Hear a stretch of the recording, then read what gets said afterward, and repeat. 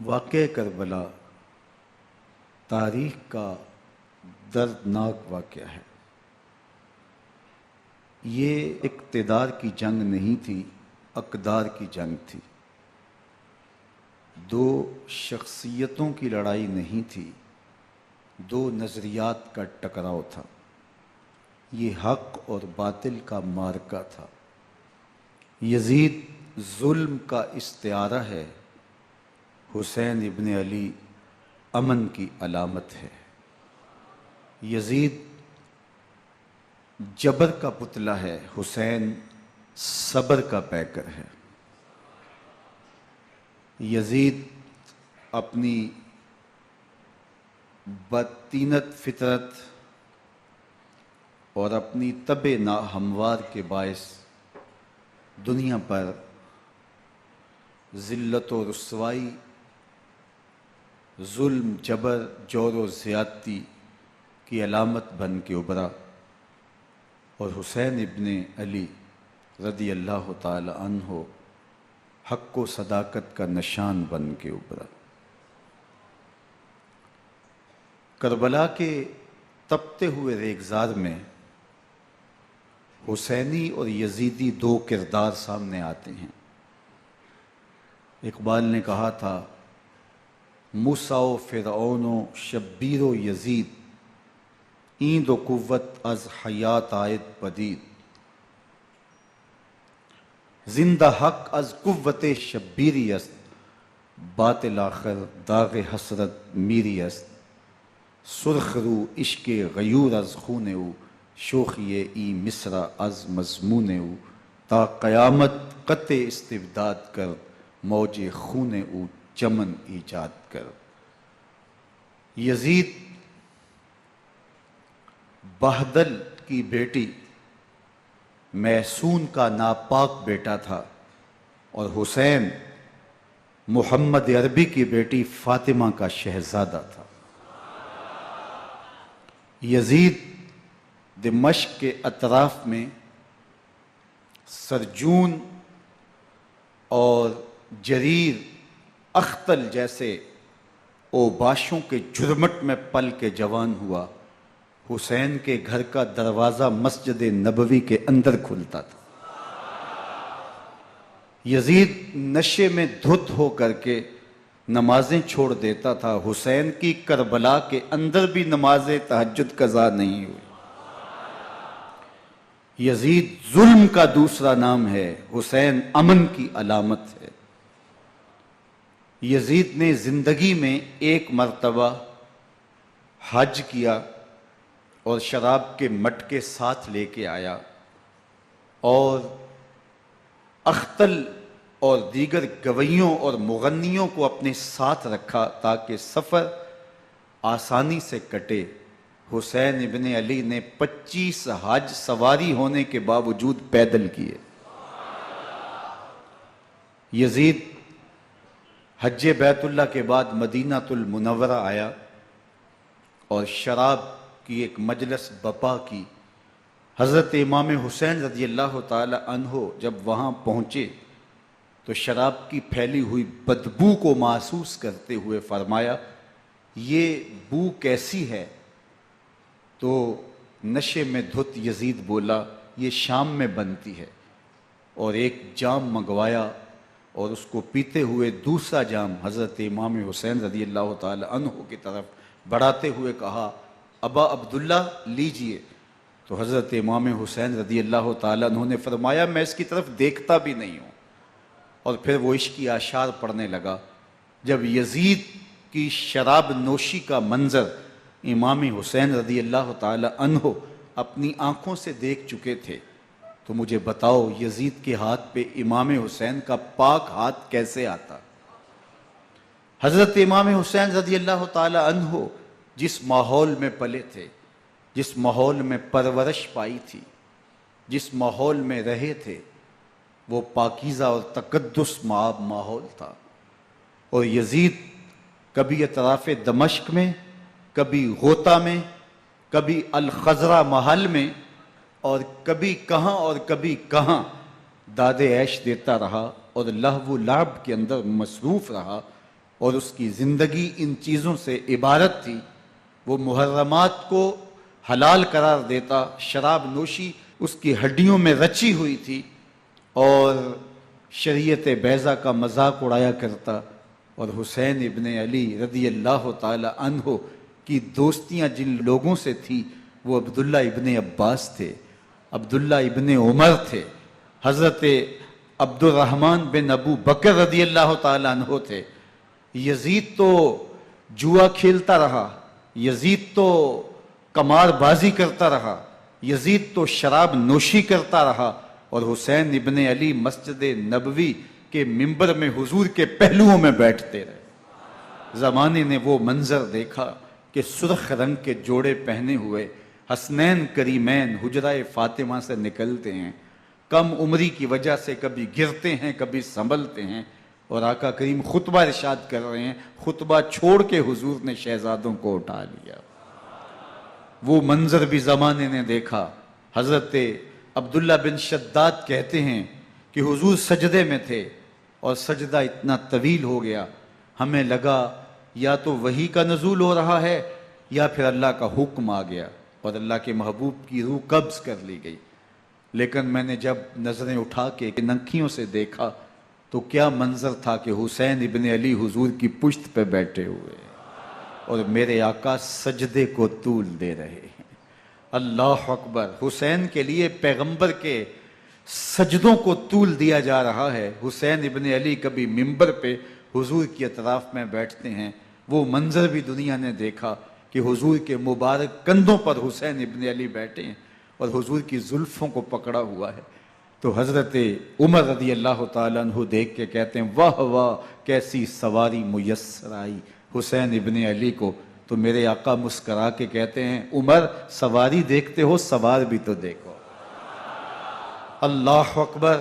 حضرت اسامہ بن زید بن حارثہ رضی اللہ تعالیٰ عنہ فرماتے ہیں رات کا ایک پہر گزر گیا اور مجھے حضور سے کوئی کام تھا، میں آقا کریم کی خدمت میں حاضر ہوا، در دولت پہ دستک دی، حضور تشریف لائے تو چادر اوڑی تھی، بکل کی ہوئی تھی میرے حضور نے، تو میں نے اپنی حاجت کہی تو حضور نے میری حاجت پوری کر دی۔ لیکن ایک منظر میں نے دیکھا کہ حضور نے جو چادر کی بکل فرمائی تھی اس کے اطراف میں پہلوؤں میں ابھار تھے جس طرح اندر کوئی ہو۔ مجھ سے نہ رہا گیا، میں نے پوچھ لیا، میں نے کہا بندہ نواز چادر کے اندر کیا ہے؟ فَكَشَفَهُ، تو حضور نے چادر کو کھول دیا۔ فَإِذَا الْحَسَنُ وَالْحُسَيْنُ عَلَىٰ وَرِكَيْهِ، تو کہتے ہیں میں نے اپنی آنکھوں سے دیکھا ایک پہلو سے امام حسین لپٹے ہوئے تھے، ایک پہلو سے امام حسن لپٹے ہوئے تھے۔ فرمایا یہ میرے بیٹے ہیں، یہ میری بیٹی کے بیٹے ہیں، اے اللہ میں ان سے پیار کرتا ہوں، تو بھی ان سے پیار کر، جو ان سے پیار کرے اس سے بھی پیار کر۔ ان کی محبت کا درس دیا، ان کے پیار کا سبق پڑھایا، کہا ان سے پیار کرنے والا میرے سے پیار کرنے والا ہے، ان سے بغض رکھنے والا میرے سے بغض رکھنے والا ہے۔ ان کی تکلیف حضور کو بے چین کر دیتی تھی۔ حضرت سیدہ فاطمہ الزہرا رضی اللہ تعالی عنہ کے گھر کے قریب سے گزرے تو حضرت امام حسین کے رونے کی آواز آ رہی تھی، تو آقا کریم علیہ السلام نے فرمایا کہ فاطمہ حسین کو چپ کرواؤ، الا تعلمی ان بقاءہ یوزینی، تو جانتی نہیں حسین کا رونا مجھے دکھ دیتا ہے۔ حسین ابن علی کو حضور رونے نہیں دیتے تھے، ان کو دکھی نہیں ہونے دیتے تھے، کیونکہ رسول اللہ صلی اللہ علیہ وسلم جانتے تھے کہ یہ کتنے دکھ سہے گا، کتنی تکلیفوں سے گزرے گا اور کتنے مصائب سہے گا۔ زمانے نے وہ گھڑیاں بھی دیکھیں کہ حضرت حذیفہ بن یمان رضی اللہ تعالیٰ عنہ فرماتے ہیں کہ میں حضور کی خدمت میں نماز مغرب کی ادائیگی کے لیے حاضر ہوا، اور میں نے یہ اجازت خاص طور پہ اپنی ماں سے اس شرط پہ لی تھی کہ امی آپ مجھے اجازت دیں، میں حضور کی خدمت میں حاضر ہوتا ہوں، مغرب کی نماز بھی ادا کروں گا اور پھر حضور سے عرض کروں گا حضور میرے لیے اور میری ماں کے لیے بخشش کی دعا کر دیجئے۔ ماں نے اس شرط پہ اجازت دے دی اور میں حضور کی خدمت میں آ گیا، نماز مغرب ادا کی، سلام پھرا تو میرے دل میں آرزو تھی میں حضور سے عرض کروں حضور میرے لیے اور میری ماں کے لیے مغفرت کی بخشش کی دعا کر دیں، لیکن حضور عبادات میں ذکر میں نوافل میں ایسے مشغول ہوئے کہ میں آرزو رکھنے کے باوجود بھی عرض نہ کر سکا۔ خیر نماز عشاء کا وقت ہوا، اذان پکاری گئی، حضور مصلی پہ آئے، نماز پڑھی، سلام پھرا، تو میرے دل میں پھر خیال آیا کہ ماں سے ایک نماز کی چھٹی لی تھی، نمازیں بھی 2 ہو گئیں، ماں نے جاتے پوچھنا ہے حضور سے میرے لیے اور اپنے لیے مغفرت کی، بخشش کی دعا کروائی تھی، تو کیا جواب دوں گا؟ اور حضور اٹھے اور کاشانہ اقدس کی طرف چل دیے۔ اب میرے دل میں یہ خیال رہ کے آ رہا تھا کہ ماں کو کیا جواب دوں گا؟ میں تو حضور سے بخشش و مغفرت کی دعا کروا ہی نہیں سکا۔ جب حضور چل پڑے تو غیر ارادی طور پہ میں بھی حضور کے پیچھے چل پڑا۔ چلنے میں تھوڑی سی رفتار تیز ہو گئی، جس سے قدموں کی آہٹ پیدا ہوئی۔ تو جب آواز پیدا ہوئی تو حضور نے رخ پھیرے بغیر فرمایا، من ھذا، میرے پیچھے پیچھے کون آ رہا ہے؟ پھر خود ہی کہا، حذیفہ تو نہیں؟ تو میرا دل دھڑک رہا تھا، قل تو نعم، میں نے کہا جی حضور میں حذیفہ ہوں۔ فرمایا، ما حاجتک غفر اللہ لک ولامک، کیا کام ہے؟ اللہ تجھے بھی بخش دے، تیری ماں کو بھی بخش دے۔ اب جو کام تھا وہ جنبش لب سے پہلے ہی ہو گیا، یہاں تو لفظوں کا سہارا بھی نہیں لینا پڑتا، وہ بند لبوں کی بولیاں بھی سنتے ہیں۔ اقبال بولا ہے، فروغت صبح آثار و دہور، چشم تو بی نندائے ما فی الصدور، تیری نظر تو سینوں کے چھپے راز بھی دیکھتی ہے۔ تو کہا، ما حاجتوں کا غفر اللہ لک ولامک، اللہ تجھے بخش دے، تیری ماں کی بھی مغفرت کر دے، کیا کام ہے؟ اب جو کام تھا وہ تو ہو گیا۔ تو میرے حضور نے ارشاد فرمایا، حذیفہ سنو، ابھی ایک فرشتہ آیا ہے جو اس سے قبل دھرتی پر پہلے کبھی نہیں آیا، آج پہلی مرتبہ اللہ سے اجازت لے کے 2 کام کرنے آیا ہے۔ ایک تو مجھے سلام کرنے آیا ہے، اور دوسرا خوشخبری دینے آیا ہے کہ آپ کی بیٹی فاطمہ جنتی عورتوں کی سردار ہے، اور حسن اور حسین جنتی جوانوں کے سردار۔ ایک طرف یزید ناپاک میسون کا پلیت بیٹا، اور ایک طرف محمد عربی کا نواسا، فاطمہ کے دودھ کا اثر، علی المرتضیٰ کے خون کی تاثیر، رسول اللہ صلی اللہ علیہ وسلم کے کندھوں پہ بیٹھنے والا۔ ایک دن حضور نے امام حسین رضی اللہ تعالیٰ عنہ کے ہاتھ پکڑ لیے اور ان کے پاؤں اپنے پاؤں پہ رکھے، اور پھر فرمایا، بیٹے آگے بڑھو، اور ان کے پاؤں حضور کی پنڈلیوں پہ آئے۔ پھر کہا، بیٹے اور آگے بڑھو، حتیٰ کہ ان کے پاؤں حضور کی رانوں پہ آئے۔ پھر فرمایا، بیٹا اور آگے بڑھو، تو ان کے پاؤں حضور کے مبارک بطن اقدس پہ آئے۔ پھر بازوؤں کو کھینچ کے اپنے قریب کیا، اور حسین ابن علی کے منہ میں اپنی زبان رکھ دی، اور وہ اس طرح چوس رہے تھے جس طرح کھجور چوسی جاتی ہے۔ تو اللہ کے محبوب علیہ السلام نے حسین ابن علی کو اپنی زبان کا لعاب دہن دے کر کے، وہ شیر رحمت دے کر کے، وہ کوثر و تسلیم سے پاکیزہ تر آب رحمت عطا کر کے ان کی ہمیشہ کے لیے پیاس بجھا دی، تاکہ کل کربلا کے تپتے ہوئے ریگزار میں حسین ابن علی کو پیاس کی شدت تنگ نہ کرے اور پائے استقلال میں لغزش نہ آنے پائے۔ ان نازوں سے پالے ہوئے حسین کو، ان محبتوں سے پالے ہوئے حسین ابن علی کو امتحان بھی اتنے بڑے درپیش تھے۔ یاری تیری سونا پر ازمیشاں تیریاں اگ، سونا پرکھیا جامدہ ہے نال اگاں دے لگ۔ جتنا بڑا شخص ہوتا ہے اتنی آزمائشیں بھی بڑی ہوتی ہیں۔ پیغمبر رحمت کی آغوش میں کھیلنے والا، حجرہ فاطمہ کا جانشین، مصلی رسول کا وارث، منبر رسول صلی اللہ علیہ وآلہ وسلم پر حضور کے مبارک پہلو اور گود میں بیٹھنے والا حسین، حضور کی زبان چوسنے والا حسین، حضور کے کندھوں پہ سواری کرنے والا حسین، آقا کریم علیہ الصلوۃ والسلام کے مبارک سجدے کی حالت کے اندر حضور کی پشت پہ کھیلنے والا حسین، جس حسین کا دروازہ مسجد نبوی کے اندر کھلتا تھا اور یزید کی کرتوتوں کے چشم دید گواہ تھے۔ یزید جب تخت نشین ہوتا ہے تو اسے یہ فکر ہوتی ہے کہ امام حسین، عبداللہ بن زبیر، عبداللہ بن عمر، عبداللہ ابن عباس یہ میری بیعت کریں۔ اور وہ ولید بن عقبہ کو لکھتا ہے کہ ہر صورت میں ان کی بیعت لو، اور اگر بیعت نہ دیں تو سختی کرو۔ حضرت امام حسین رضی اللہ تعالی عنہ کو بلاوا آتا ہے کہ آپ کو دارالامارت میں گورنر ہاؤس میں بلایا جا رہا ہے۔ ولید بن عقبہ کا پیغام آپ کو پہنچتا ہے۔ آپ اس وقت فرماتے ہیں کہ اس وقت جو پیغام پہنچا ہے وہ کسی خطرے سے خالی نہیں ہے، تو کچھ سواروں کو ساتھ لیا، کہا تم دارالامارت کے باہر کھڑے رہنا، اگر میری آواز بلند ہوئی تو اندر آ جانا، ورنہ تم انتظار کرنا۔ آپ اندر گئے۔ ولید بن عقبہ نے مروان کو بھی بلایا تھا۔ مروان بن حکم یہ گورنر مدینہ ولید سے پہلے رہ چکا ہے، تو اس نے مشورہ دیا کہ سختی کی جائے۔ خیر ولید بن عقبہ نے کہا کہ یہ خط ہے، حضرت امیر معاویہ کا انتقال ہو گیا اور یزید تخت نشین ہوا ہے، لہٰذا وہ آپ سے بیعت کا مطالبہ کرتا ہے۔ تو حضرت امام حسین رضی اللہ تعالیٰ عنہ نے فرمایا کہ میرے جیسا شخص یوں چھپ کے بیعت نہیں کر سکتا، اور آپ واپس پلٹے۔ مروان بن حکم نے ولید بن عقبہ کو کہا کہ یہ موقع ہے، جانے نہ دیا جائے، اگر یہ نکل گئے تو دوبارہ تم قابو نہیں پا سکو گے، اور انہیں یہیں قتل کر دیا جائے۔ حضرت امام حسین رضی اللہ تعالیٰ عنہ نے یہ بات سن لی۔ کہتے ہیں حضرت امام حسین انہی قدموں کے بل واپس پلٹے اور مروان بن حکم سے مخاطب ہو کے کہا، مروان کیا بول رہا ہے؟ وہ خاموش ہو گیا۔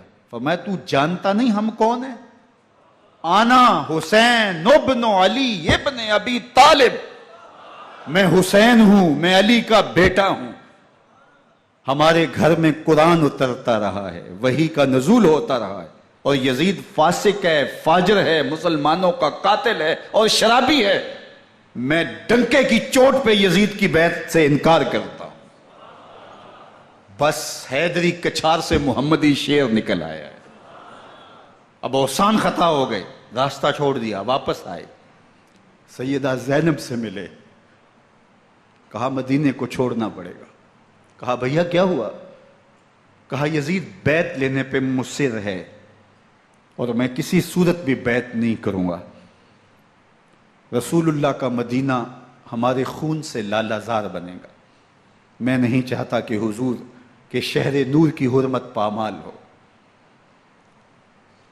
دوستو وہ کیسا منظر ہوگا جب حسین ابن علی نے آخری حاضری حضور کے روضے پہ دی ہوگی۔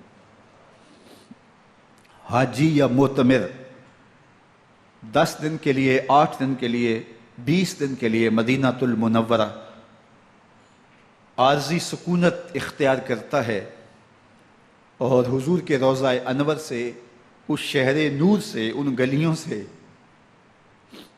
ان بام و در سے ایسا مانوس ہو جاتا ہے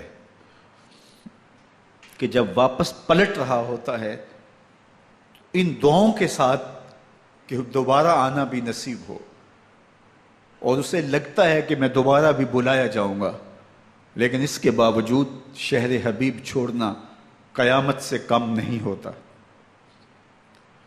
اعظم چشتی مرحوم آخری بار جب حضور کے روضہ انور پہ گئے تو بیمار تھے، ویل چیئر پہ تھے۔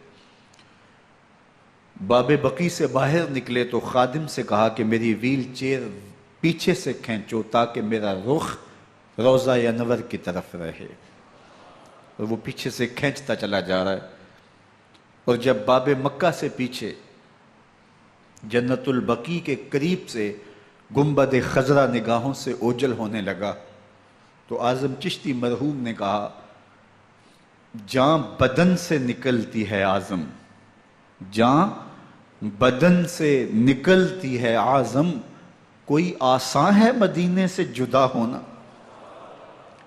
کوئی آسان ہے مدینے سے جدا ہونا۔ یہ اس شخص کی کہانی ہے جو 10 دن، 5 دن، مہینہ، 2 ماہ وہاں رہتا ہے، اور پھر اس شہر کو چھوڑ کے آنا اس کے لیے آسان نہیں ہوتا۔ اور مجھے بتاؤ کہ حسین جو پیدا مدینے میں ہوا، جس کے گھر کا دروازہ مسجد نبوی کے اندر کھلتا تھا، جو مسجد نبوی کے اندر پرورش پا کے جوان ہوتا ہے اور مدینے کی گلیوں میں کھیلتا رہا، اس حسین ابن علی کے لیے مدینہ چھوڑنا، اور پھر وہ اس بات کا علم اور شعور رکھتے تھے کہ یہ آخری بار حضور کے در پہ حاضری ہے، دوبارہ اس شہر نور میں نہیں آ سکوں گا، تو کیا قیامت ہوگی اور کیا منظر ہوگا۔ محمد بن حنفیہ کے علاوہ خاندان نبوت کے جتنے لوگ تھے ان سب نے شہر مدینہ کو الوداع کہا، اور رات کے موقع میں مدینہ المنورہ کو، مسجد نبوی کو چھوڑ کر کے مکہ کی جانب عازم سفر ہوئے۔ 3 شعبان المعظم کو مکہ المکرمہ پہنچتے ہیں، ادھر کوفیوں کے خطوط آنے شروع ہو جاتے ہیں۔ حضرت امام حسین رضی اللہ تعالیٰ عنہ مسلم بن عقیل رضی اللہ تعالیٰ عنہ کو صورتحال معلوم کرنے کے لیے بھیج دیتے ہیں۔ 40,000 کوفی آپ کے ہاتھ پہ بیعت کر لیتے ہیں۔ ادھر 25 پیدل حج کرنے والے حضرت امام حسین 8 ذی الحج کو احرام باندھتے ہیں، لیکن آپ کو پتہ چلتا ہے کہ حاجیوں کے روپ میں قاتل چھپا دیے گئے، تو آپ اس احرام کو حج کی بجائے عمرے میں بدلتے ہیں اور کوفے کی جانب عازم سفر ہوتے ہیں۔ کائنات والو، ذرا سینے پہ ہاتھ رکھ کے دیکھو کہ یہ کتنا مشکل مرحلہ تھا۔ اس دین کی آبرو کو بچانے کے لیے حضرت امام حسین رضی اللہ تعالیٰ عنہ نے کتنا بڑا قدم اٹھایا۔ آپ کے بہی خواہ، دوست، احباب عبداللہ بن عمر یہ سارے روکتے ہیں، عبداللہ بن عباس کہتے ہیں حضرت نہ جائیے، الکوفی لا یوفی، کوفی کبھی وفا نہیں کرتے، آپ کے والد کو وہاں شہید کیا گیا، لیکن آپ ایک فرض کو نبھانے جا رہے ہیں۔ میرے غم گسارو، میرے مہربانوں، نہ روکو مجھ کو جانے دو، مجھے نانے کے دی کی ڈوبتی کشتی بچانے دو، میں جاتا ہوں کہ دنیا پر وفا کا نام رہ جائے، میں رہوں نہ رہوں پر عظمت اسلام رہ جائے۔ میں نہیں جاتا تو نبی کے گھر کی آن جاتی ہے، میں نہیں جاتا تو نبی کے گھر کی آن جاتی ہے، تمہارا دین جاتا ہے میری غیرت ایمان جاتی ہے۔ حضرت امام حسین یہاں سے چلتے ہیں، ابھی راستے میں ہی پہنچتے ہیں کہ یہ خبر آتی ہے کہ کوفے والوں نے بے وفائی کر دی، حضرت مسلم بن عقیل رضی اللہ تعالیٰ عنہ کو شہید کر دیا گیا، نعمان بن بشیر معزول کر دیے گئے، ابن مرجانہ ابن زیاد وہاں متعین کر دیا گیا جو سخت گیر شخص تھا، اور اس نے لوگوں کو ڈرایا دھمکایا اور کوفے کے لوگوں کے دل بدل گئے اور وہ بیعتیں توڑنے لگے۔ وہ منظر مسجد کوفہ کا کتنا دلگداز تھا، جب امام نماز کے لیے کھڑے ہوئے تو 40,000 لوگ آپ کے پیچھے تھا، جب سلام پھیرا اور امام نے دیکھا کہ پیچھے لوگ نہیں ہیں، پھر لوگوں نے اپنے دروازے بھی بند کر لیے۔ رات کی تنہائیاں ہیں اور حضرت مسلم بن عقیل کو کوئی پناہ دینے والا نہیں ہے، لوگوں نے دروازے بند کر لیے کہ کہیں ہمارے گھر میں نہ آ جائیں اور ہم مشقت اور حکومتی تشدد کا شکار نہ ہوں۔ کتنا دردناک لمحہ ہے حضرت مسلم بن عقیل رضی اللہ تعالیٰ عنہ پہ، اور پھر حضرت مسلم بن عقیل بے دردی سے شہید کر دیے جاتے ہیں۔ آپ ابھی راستے میں ہیں، یہ ساری کہانی پہنچتی ہے کہ حضرت مسلم شہید کر دیے گئے اور بے دردی سے شہید کر دیے گئے۔ وہ جنہوں نے خط لکھے تھے کہ ہم آپ کے ساتھ ہیں اور ہم منتظر ہیں، چشم برا ہیں، آپ کے قدموں کی چاپ سننے کے لیے بےتاب ہیں، آج انہوں نے بیعتیں توڑ دی، 40,000 کوفی منحرف ہو گئے۔ مسجد کوفہ کا وہ منظر کس قدر روح کو تڑپا دینے والا تھا۔ ہم پچھلے سال عصر اور مغرب کے درمیان جب کوفہ پہنچے تو سورج ڈوبنے کے قریب تھا۔ میں نے اپنی زندگی میں اتنا اداس موسم کہیں نہیں دیکھا جتنا اداس موسم کوفے میں دیکھا۔ ایسے لگتا تھا جس طرح کوفے کی آب و ہوا آج بھی شرمندہ ہے۔ جو مسلم بن عقیل اور خاندان نبوت کے ساتھ اہل کوفہ نے کیا، حضرت امام حسین رضی اللہ تعالیٰ عنہ کو ان کے بہی خواہوں نے، اعزاء نے، اقربا نے، دوستوں نے، آوان و انصار نے، ساتھیوں نے کہا کہ حضرت حالات یکسر تبدیل ہو گئے، اب ہمیں مراجعت کر جانی چاہیے، واپس پلٹ جانا چاہیے۔ تو حضرت امام حسین کافی سوچ بچار میں رہے، پھر اس کے بعد آپ نے فیصلہ کیا کہ ہم آگے بڑھیں گے۔ دوستوں نے کہا کہ حضرت اگر آپ آگے بڑھیں گے تو ہمیں لگتا ہے کہ وہ آپ کے ساتھ سلوک اچھا نہیں کریں گے اور آپ بچوں کے سامنے پیاس سے شہید کر دیے جائیں گے۔ تو حضرت امام حسین رضی اللہ تعالیٰ عنہ نے وہاں ایک خطبہ ارشاد فرمایا کہ لوگو تم جو مجھے بتا رہے ہو مجھے اچھی طرح معلوم ہے، جو تم مجھے منظر پیش کر رہے ہو وہ میری نگاہوں میں ہے، اور جو کچھ ہونے والا ہے چشم تصور وہ منظر دیکھ رہی ہے۔ چونکہ حضرت امام حسین رضی اللہ تعالیٰ عنہ کی شہادت کی خبر حضرت امام حسین کے پیدا ہوتے ہی خاندان نبوت میں عام تھی۔ حضور علیہ الصلوۃ والسلام کو یہ بات جبریل امین نے آ کے بتائی تھی جب حسین ابن علی کے ساتھ حضور محبت کا اظہار کر رہے تھے، تو یہ جبریل امین نے آ کے کہا تھا حضور آپ کا یہ بیٹا ارض طف میں شہید کر دیا جائے گا، اور کربلا کی مٹی لا کے حضور کو دی اور ام سلمہ کو حضور نے عطا کر دی۔ حضرت ام سلمہ کہتی ہیں کہ ایک دن میں سوئی تو خواب دیکھا کہ حضور کے مبارک بال بکھرے ہوئے ہیں اور سخت پریشان ہیں، تو میں نے کہا کہ حضور آپ کی یہ کیا حالت ہے؟ وَبِيَدِهِ قَارُورَةٌ، اور حضور کے ہاتھ میں ایک شیشی ہے، فِيهَا دَمٌ، جس کے اندر خون ہے۔ تو میں نے کہا حضور یہ کیا؟ فرمایا میں قتل گاہ حسین سے آ رہا ہوں اور یہ حسین ابن علی کا خون ہے۔ تو کہا 10 محرم کا دن تھا، دوپہر کا یہ منظر تھا، میں کیلولہ کر کے اٹھی، جب میں نے دیکھا تو وہ شیشی جس میں کربلا کی مٹی رکھی تھی وہ خون بن چکی تھی۔ تو یہ خبر پہلے دی گئی تھی، یہ بتا دیا گیا تھا۔ فرمایا میرے دوستو جو تم مجھے بتاتے ہو میں اس سے بے خبر نہیں ہوں، یہ سب کچھ ہونے والا ہے، لیکن اس کے باوجود میں کیوں جا رہا ہوں؟ تو آپ کا ایک تاریخ ساز جملہ ہے جو کربلا کے فلسفے کو ہمارے سامنے رکھتا ہے کہ یہ اتنا بڑا امتحان کیوں دیا۔ حضرت امام حسین رضی اللہ تعالیٰ عنہ نے فرمایا وَلَكُمْ فِيَّ أُسْوَةٌ، میں اس لیے جا رہا ہوں قیامت تک ظلم، جبر اور ناانصافی کے خلاف کھڑے ہونے والوں کے لیے کوئی نمونہ تو ہو۔ میری زندگی قیامت تک ظلم، جبر اور استحصالی نظام کے خلاف کھڑے ہونے والوں کے لیے نمونہ ہے۔ تو حضرت امام حسین رضی اللہ تعالیٰ عنہ نے حق اور باطل کے درمیان ایک سرخ لکیر کھینچ دی اپنے خون سے۔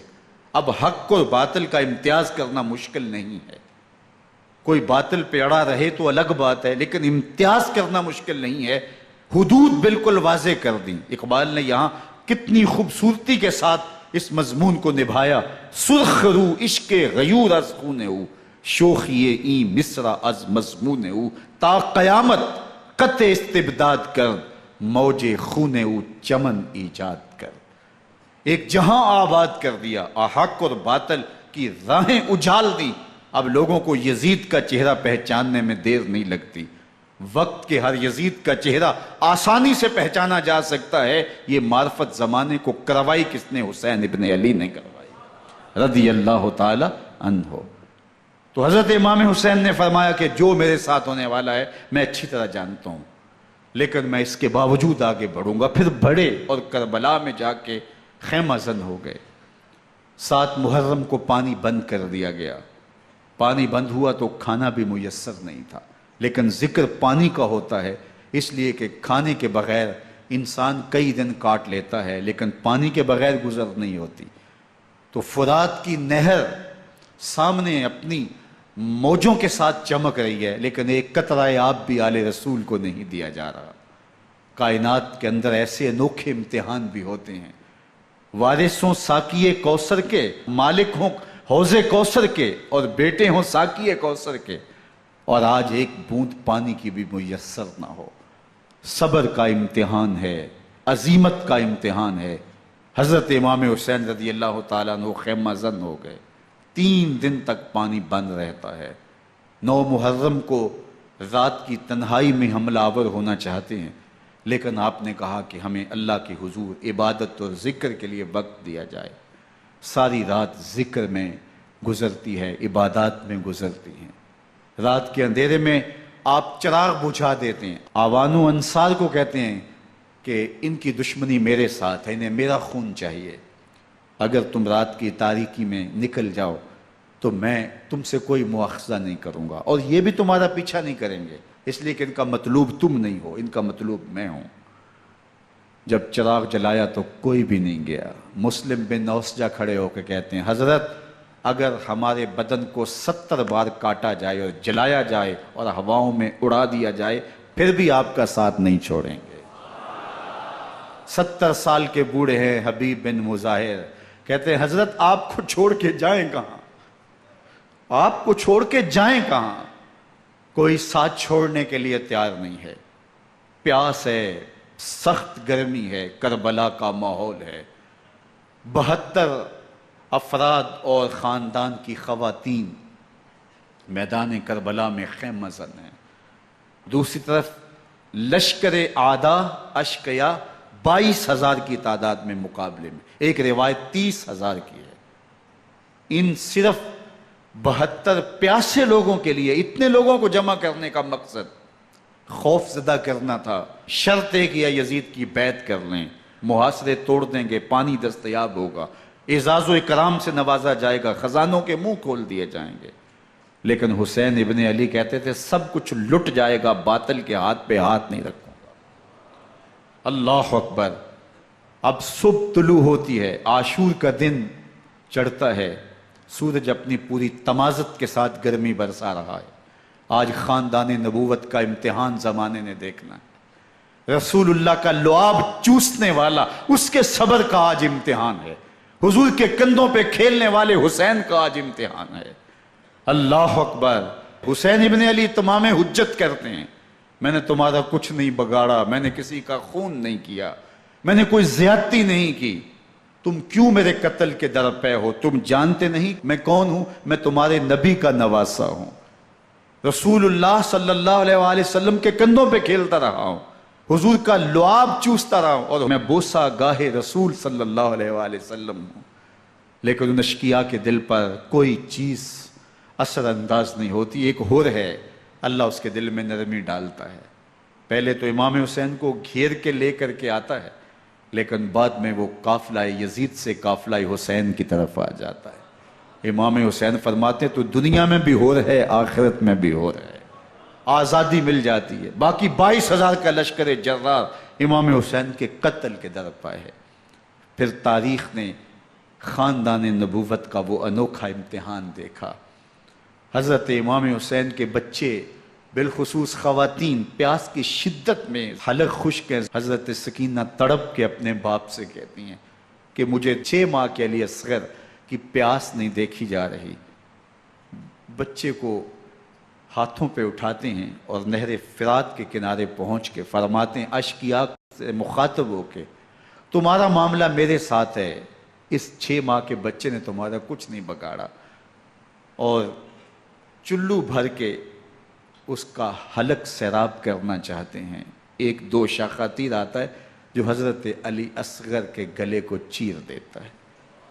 راوی لکھتے ہیں کہ وہ عام تیر نہیں تھا، جانوروں کو شکار کرنے کے لیے جو بڑے تیر ہوتے ہیں وہ 2 شاخہ تیر تھا۔ وہ گردن کو کاٹ دیتا ہے، خون بہنے لگتا ہے، گردن لٹک جاتی ہے۔ حضرت امام حسین وہ بہتا ہوا خون اپنے چلو میں لیتے ہیں اور آسمان کی طرف اچھال کے کہتے ہیں مالک حسین کی یہ قربانی بھی قبول فرما۔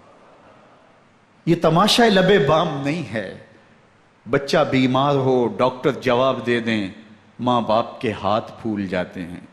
زندگی کی سانسیں ابھی چل رہی ہوتی ہیں، لیکن ڈاکٹر کہے کہ یہ میرے بس کا روگ نہیں ہے، کہیں اور لے جاؤ، تو زندگی کا لف و نشر غیر مرتب ہو جاتا ہے۔ میں سلام پیش نہ کروں حسین ابن علی کو، 6 ماہ کا علی اصغر ہاتھوں میں دم توڑتا ہے، گردن لٹک جاتی ہے، خون بہ رہا ہے۔ اب خیموں کی طرف بڑھ رہے ہیں لیکن زبان پہ شکایت نہیں ہے، کہتے ہیں مالک حسین کی یہ قربانی قبول کر لے۔ اب خیموں کی طرف آنا، شہر بانوں ام رباب سیدہ زینب حضرت سکینہ سلام اللہ علیہا کا سامنا کوئی آسان کام نہیں تھا، لیکن حسین ابن علی آتے ہیں، شہزادے کو یہاں خیموں کے قریب رکھ کے کہتے ہیں کہ یہ حوض کوثر سے سیراب ہو گیا ہے۔ اللہ اکبر، کوہرام مچ جاتا ہے خیموں کے اندر، کیا منظر ہوگا اور ان کو کن الفاظ کے پیرائے میں ڈھال کر کے ان کیفیات کو بیان کیا جا سکتا ہے جو اہل بیت کے خیموں کے اندر علی اصغر کی شہادت کے بعد کا منظر رقم ہو رہا ہوگا۔ اللہ اکبر، ادھر عشقیہ آوازیں دے رہے ہیں، مبارزت کے لیے پکار رہے ہیں۔ زمانے نے پھر وہ منظر بھی دیکھا کہ جوان بیٹے کو 18 سال کی کمائی حضرت امام حسین میدان عمل میں بھیج رہے ہیں۔ وہ علی اکبر جو حسین کا نور نظر ہے، آنکھوں کا قرار ہے، دل کی تسکین ہے۔ اور پھر حضرت علی اکبر جب گھوڑے کی زین سے فرش زمین پہ گرتے ہیں تو باپ کو آواز دیتے ہیں، اور حضرت امام حسین جو ہے وہ آگے جا کے بیٹے کی لاش اٹھاتے ہیں۔ اللہ اکبر، 18 سال کے بیٹے کی لاش کو کندھوں پہ اٹھا کے خیموں تک لاتے ہیں اور ہاتھ پھیلا کے کہتے ہیں مالک حسین کی یہ قربانی بھی قبول فرما۔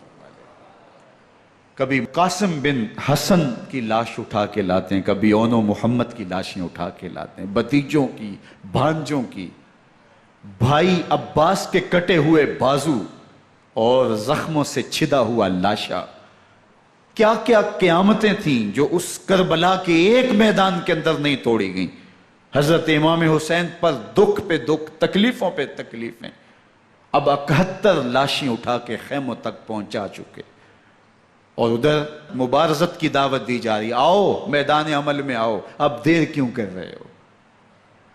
رسول اللہ کا حرم، رسول اللہ کی شہزادیاں جو نازوں میں پلی تھیں، وہ کلیاں جو شبنم کا بوجھ بھی گوارا نہیں کر سکتی تھی، آج مصیبتوں کے پہاڑ ٹوٹ گئے۔ حضرت امام حسین کبھی شہربانوں کو، کبھی ام رباب کو دلاسا دیتے ہیں، کبھی حضرت زینب کو کہتے ہیں۔ حضرت زینب کربلا کے اس میدان کے اندر بڑے حوصلے کے ساتھ اپنے بھائی کے ساتھ کھڑی رہی، اپنے 2 بیٹے راہ خدا میں پیش کیے، ان کی لاشیں وصول کی، لیکن زینب جس جرأت کے ساتھ، جس پامردی کے ساتھ اس سارے منظر کو حوصلے کے ساتھ سہتی رہی، وہ یقیناً حوصلہ سیدہ زینب سلام اللہ علیہا کا ہی ہے۔ لیکن یہ وہ منظر تھا کہ زینب کا دل بھی ڈول گیا جب حسین ابن علی گھوڑے پہ بیٹھنے لگے، اور ان کو گھوڑے میں بٹھانے والا کوئی نہیں تھا، اور جو بھی سوار جاتا پھر واپس اس کی لاش ہی آتی اور حسین ابن علی لے کے آتے۔ آج حسین ابن علی جا رہے ہیں، زندگی کا سارا سرمایہ لٹ رہا ہے، حضرت زینب سلام اللہ علیہا سنبھل نہیں رہی۔ حضرت امام رضی اللہ تعالیٰ عنہ اٹھے اور آپ نے حضرت زینب کو صبر کی تلقین کی اور کہا کہ صبر ہی بہترین ذریعہ ہے اور اللہ کی قربت کا ایک بہترین سبب ہے، اور ان کو صبر کی تلقین کرتے ہوئے فرمایا کہ میرے بعد تم نے اس ذمہ داری کو سنبھالنا ہے، اور ان مخدرات اسلام کی، ان شہزادیوں کے پردے کی تم نے حفاظت کرنی ہے۔ اور پھر گھوڑے کی زین کس کے امام حسین لشکر اشقیاء کی طرف بڑھتے ہیں۔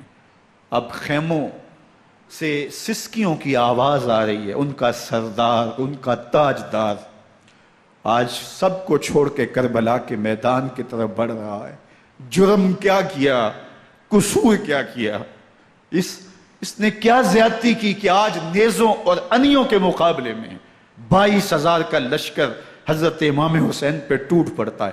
آپ پھر اتمام حجت کرتے ہیں، میں نے کسی کو قتل نہیں کیا، خون ناحق نہیں بہایا، میرے خون کے درپے کیوں ہو، اپنی آخرت کیوں برباد کرتے ہو، تم جانتے نہیں میں کون ہوں، میں تمہارے نبی کا نواسا ہوں۔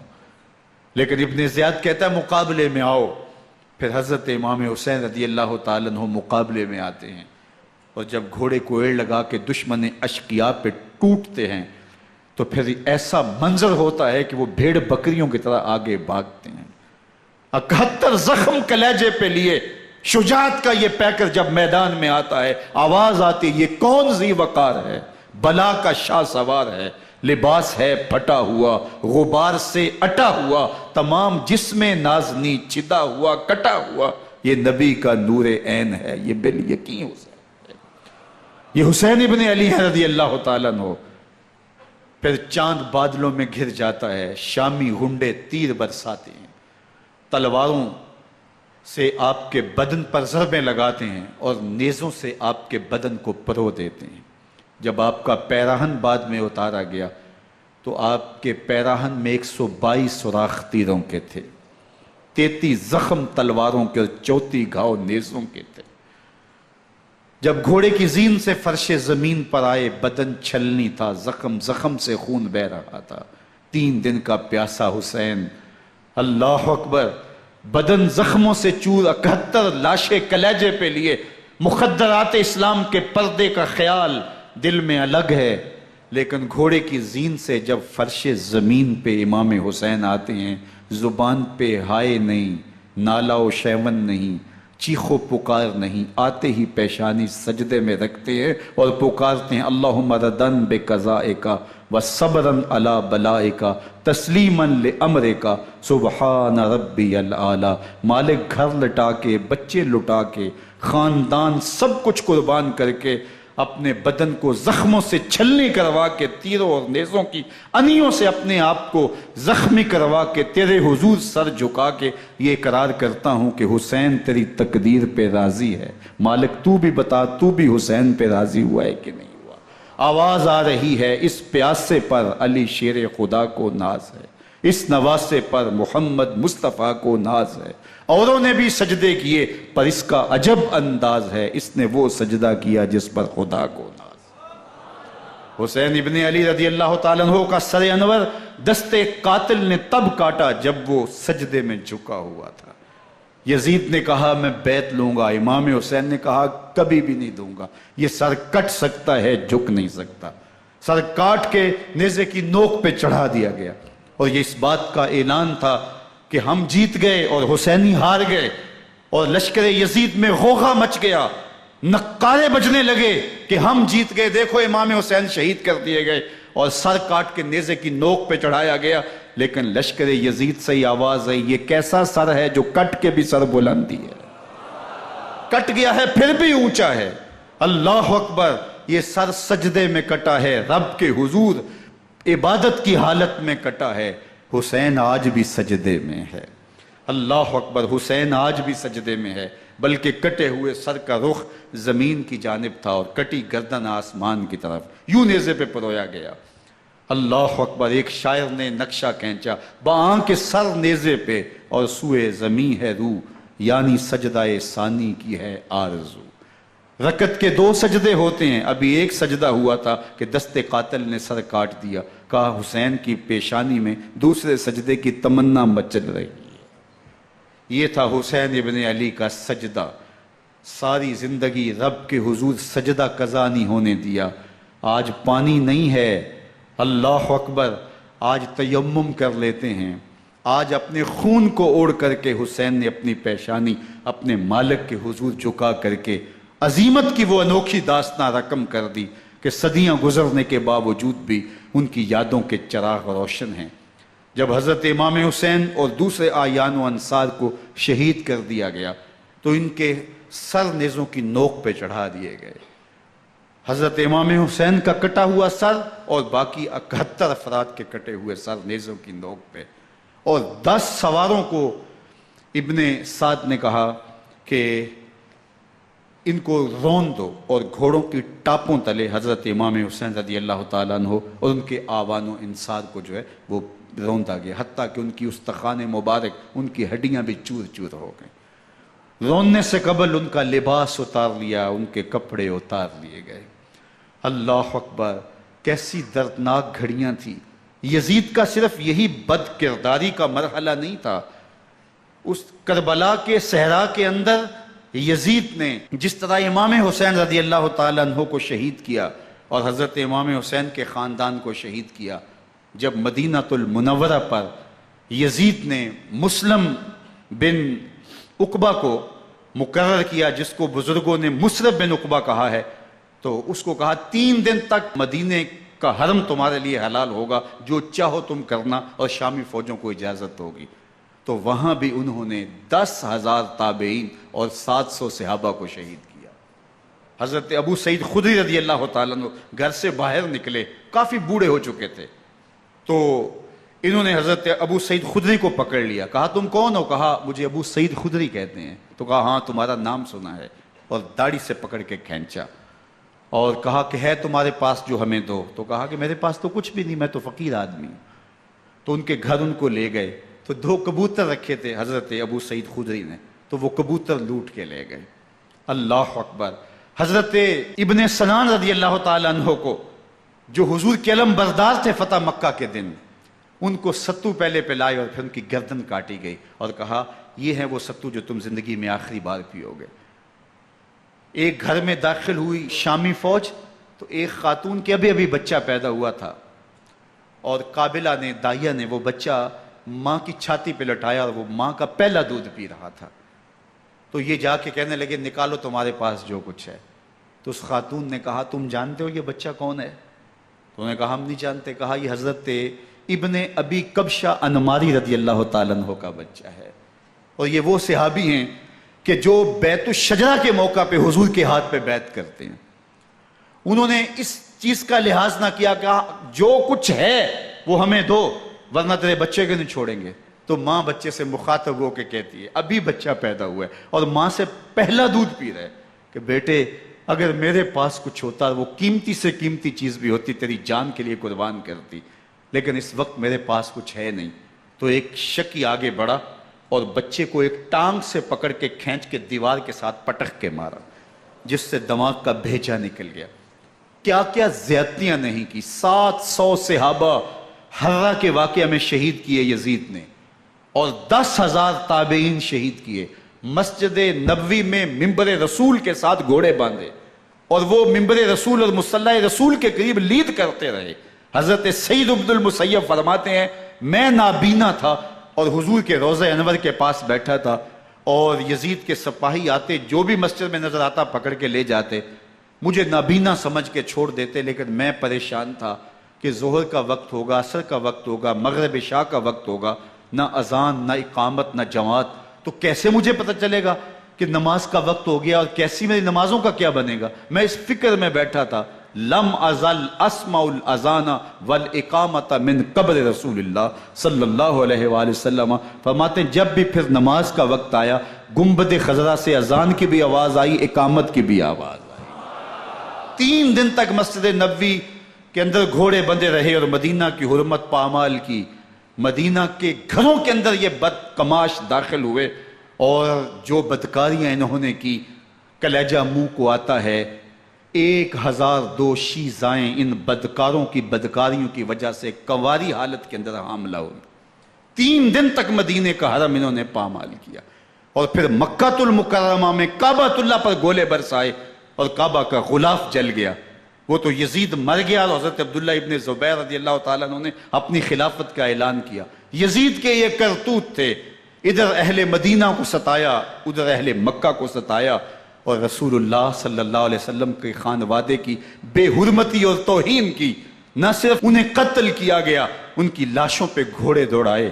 ابن سعد اور شمر جو ہے وہ خیموں میں داخل ہوا، اور مخدرات اسلام کی چادریں چھیننے کی کوشش کی۔ حضرت زینب سلام اللہ علیہ نے مخاطب ہو کے کہا ہمارے چہرے کے رکھوالے چلے گئے ہیں، ظالم تو خیال نہیں کرتا ہم رسول اللہ کی بیٹیاں ہیں۔ حضرت شہربانو، حضرت زین العابدین اور حضرت زینب سلام اللہ علیہم، ان تینوں کو ایک اونٹ پہ باندھا گیا، اور باقی اونٹوں پہ باقی سادات کو، حضور کی شہزادیوں کو باندھا گیا، رسیوں میں جکڑا گیا، اور اونٹوں پہ باندھ کر کے کوفے کی جانب آگے آگے شہیدوں کے سر چل رہے ہیں، اور پیچھے یہ قافلہ چل رہا ہے۔ اور جب یہ قافلہ وہاں سے گزرا جہاں لاشیں پڑی تھی، امام زین العابدین 14 سال کے تھے اور بیمار تھے، اور ان کا حوصلہ نہ ہوا، وہاں غشی ان کے اوپر آنے لگی، اور وہ منظر ابن کثیر نے، باقی لوگوں سب نے لکھا ہے کہ پھر جب ان کی یہ حالت ہوئی تو پھر سیدہ زینب سلام اللہ علیہ، جنہوں نے ابھی تک بڑے حوصلے کے ساتھ ساری مشکلات کا مقابلہ کیا تھا، اب ان کے بندھن ٹوٹ گئے اور آنکھوں سے آنسو بہنے لگے، اور سیدہ زینب تھے امام حسین رضی اللہ تعالیٰ عنہ کی لاش پہ کھڑے ہو کے، اور وہ روندی ہوئی لاش، ٹوٹی ہوئی ہڈیاں، اور وہ پریشان بدن، کٹا ہوا سر نیزے کی نوک پہ، اور لاش یہ پڑی ہے۔ تو حضرت سیدہ زینب نے مدینے کی طرف منہ کر کے جو ہے وہ حضور سے فریاد کی، یا محمد آہو، یا محمد آہو، ھذا حسین بالآراء مزمل بالدماء، یا محمد آہو بناتوں کا سبایا۔ یا رسول اللہ، اے پیارے آقا، یا جد آہو، اے ہمارے نانا محترم، یہ دیکھیے آپ کا حسین پڑا ہوا ہے۔ بدن سے کپڑے اتار لیے گئے، خاک ہوائیں اڑا رہی ہیں، اور اس کے اوپر چادر جو ہے وہ مٹی کی پڑ گئی ہے۔ حضور آپ کی اولاد کاٹ دی گئی، اور پھر کہا بناتوں کا سبایا۔ حضور دیکھیے آپ کی بیٹیوں کے ہاتھ باندھ دیے گئے ہیں، اونٹوں پہ کس دیا گیا ہے، سر شہیدہ آگے آگے چل رہے ہیں، اور حضرت سیدنا امام حسین کا آگے آگے سر ہے۔ راستے کے اندر ایک جگہ آئی، رات گزری اور ان کو اتارا گیا۔ رات کا موقع تھا، ایک خاتون آئی اور اس نے کوئی کھانا پیش کیا ان کو، اور کہا کہ میں کسی زمانے میں حضرت سیدہ فاطمہ زہرا کی نوکری کیا کرتی تھی، ان کی لونڈی تھی، ان کی کنیز تھی، اور آج مجھے پتہ چلا کہ آپ لوگ گزر رہے ہیں، تو میں نے کہا کہ میں اپنی مخدومہ کے خاندان کی خدمت کروں۔ اور پھر اس نے کہا کہ اس وقت سیدہ کی گود میں ایک 6-7 ماہ کی بچی تھی جس کو زینب کہا کرتے تھے۔ تو سیدہ زینب نے کہا کہ اماں اگر پہچانتی ہو تو وہ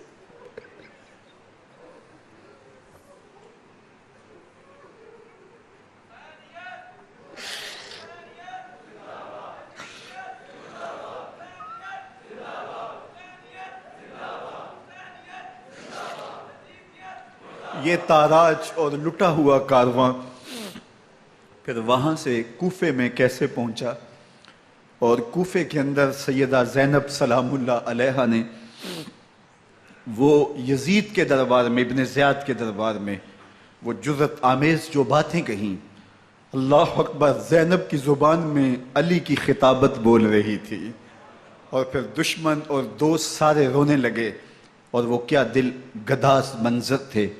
اور پھر یہ سروں کا قافلہ اور سادات کرام کا مشکیں کسی ہوئی ہیں اور اونٹوں پہ باندھے ہوئے، ان کو وہاں سے پھر قادسیہ، اور قادسیہ سے پھر دمشق یزید کے دربار میں پہنچایا گیا، اور وہاں سے یہ لٹے ہوئے خانمہ برباد تاراج لوگ مدینہ المنورہ میں کیسے پہنچے، اور اہل مدینہ نے کیسے استقبال کیا، اور وہ منظر کتنا دل گداز تھا جب اہل مدینہ زینب سے پوچھتے تھے زینب حسین کہاں ہے؟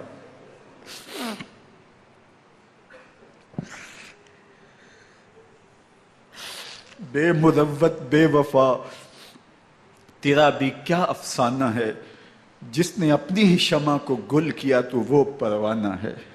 اپنے پیغمبر کے شہزادوں کو اور اپنے پیغمبر کی شہزادیوں کو جو دکھ اس امت نے دیے، یہ کائنات کی ایک انوکھی داستان ہے۔ اللہ ہمیں اسوہ شبیری پہ عمل کی توفیق عطا کرے اور ان کے نقوش پاک کی برکتیں دے، اہل بیت کی محبت ہماری روحوں میں جذب کر دے، اور جس عظیمت کے ساتھ، جس حوصلے کے ساتھ انہوں نے دکھوں کو جھیلا، جو دہکتی آگ کے شعلوں پہ سویا وہ حسین، جو جواں بیٹے کی میت پر نہ رویا وہ حسین، جس نے سب کچھ کھو کے کچھ نہ کھویا وہ حسین، مرتبہ اسلام کا جس نے دوبالا کر دیا، خون نے جس کے دو عالم میں اجالا کر دیا، جو کہ سوزے غم کو سانچے میں خوشی کے ڈھال کے، مسکرایا موت کی آنکھوں میں آنکھیں ڈال کے۔ اے حسین ابن علی تم پر سلام، نازش آل نبی تم پر سلام۔ ذرا میرے ساتھ یہ پڑھ لیجئے، اے حسین ابن علی تم پر سلام، نازش آل نبی تم پر سلام، تم پہ لاکھوں رحمتیں لاکھوں سلام، اے شہیدان محبت کے امام، لالا گوں لالا بدن لالا کفن، اے چمن اندر چمن، زندگی ہی زندگی تیری حیات، اے حیات اندر حیات اندر حیات، افتخار ملت بیضا ہے تو، رب کعبہ کی قسم یکتا ہے تو، فخر کا دل میں دریچہ باز کرنا چاہیے، جن کا تو آقا ہے ان کو ناز کرنا چاہیے۔ وآخر دعوانا ان الحمدللہ۔